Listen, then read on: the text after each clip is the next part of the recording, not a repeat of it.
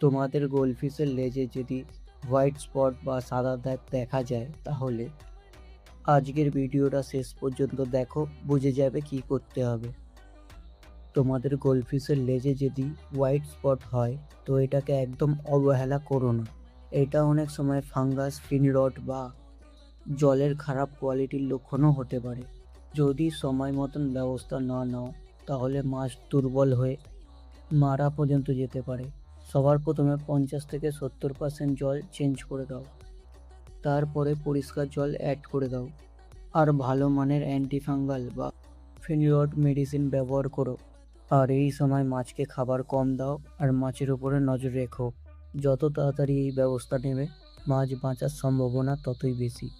Video ভালো লাগলে like করো, কমেন্টে বলো তোমার কাছে কী কী মাছ আছে, আর এই ধরনের ভিডিও দেখতে হলে সাবস্ক্রাইব করে নাও।